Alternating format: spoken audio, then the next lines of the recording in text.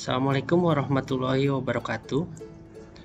Baik rekan-rekan pajak, kali ini kita akan membahas mengenai kriteria dan kategori wajib pajak persyaratan tertentu. Wajib pajak restitusi kecil yang merupakan salah satu kategori yang mendapatkan fasilitas pengembalian pendahuluan menurut PMK 39 tahun 2018. Baik, kita lihat bahwa fasilitas yang diberikan di dalam pengembalian pendahuluan yaitu bisa dalam rangka kelebihan pembayaran pajak penghasilan PPH ataupun kelebihan pembayaran pajak PPN. Tentunya untuk wajib pajak persyaratan tertentu ini memang sudah diatur di pasal 17D Undang-Undang KUP yang secara garis besar memuat mengenai kategori apa saja yang termasuk wajib pajak persyaratan tertentu. Baik, kita lihat. Nah, seperti yang tadi disebutkan sebelumnya, untuk wajib pajak persyaratan tertentu itu kategorinya meliputi pertama, wajib pajak orang pribadi usahawan, yaitu yang SPT tahunan PPH lebih bayar restitusinya itu maksimal 100 juta. Yang kedua, wajib pajak orang pribadi bukan usahawan, non usahawan, misalnya karyawan yang SPT tahunannya merupakan PPH lebih bayar restitusi. Yang ketiga, wajib pajak badan yang SPT tahunan PPH lebih bayar restitusinya itu maksimal 1 miliar. Dan PKP yang SPT masa PPN-nya lebih bayar restitusi maksimal 1 miliar juga. Ya, ini adalah 4 kategori yang bisa dimasukkan ke dalam wajib pajak dengan persyaratan tertentu. Kita lihat tata cara permohonan pengembalian pendahuluannya untuk kategori wajib pajak persyaratan tertentu. Bagi wajib pajak persyaratan tertentu, itu mengajukan permohonan tentunya dengan mengisi kolom pengembalian pendahuluan pada SPT-nya.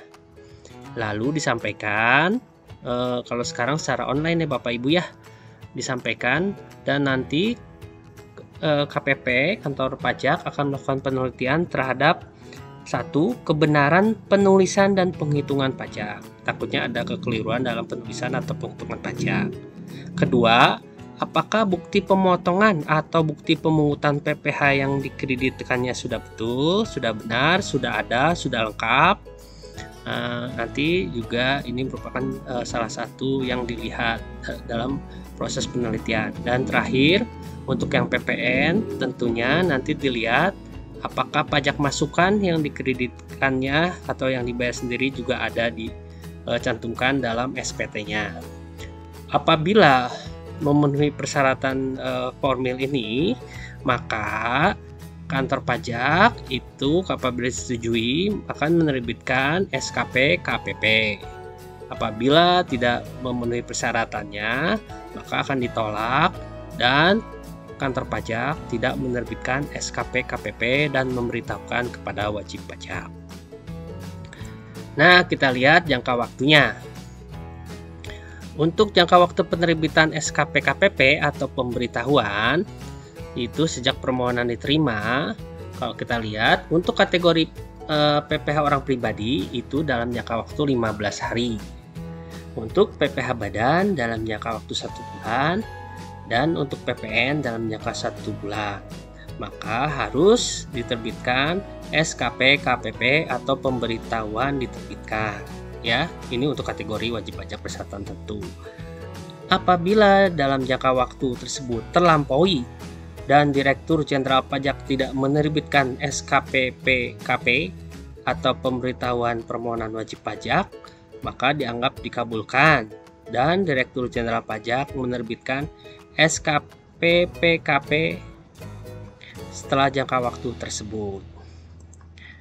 Nah, dalam hal jumlah kelebihan pembayaran pajak pada SKP KPP tidak sama dengan jumlah dalam permohonan pengembalian pendahuluan, maka terdapat selisih kelebihan pembayaran pajak yang belum dikembalikan.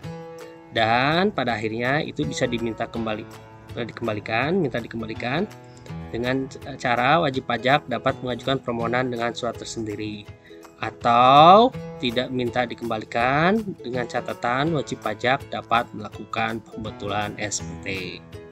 Baik Bapak Ibu rekan-rekan pajak, demikian mengenai pembahasan wajib pajak persyaratan tertentu yang diatur dalam PMK 39 2018 yang mendapatkan fasilitas pengembalian pendahuluan.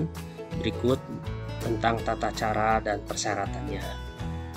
Semoga di lain waktu kita dapat bertemu kembali dalam pembahasan pajak lainnya. Terima kasih. Wassalamualaikum warahmatullahi wabarakatuh.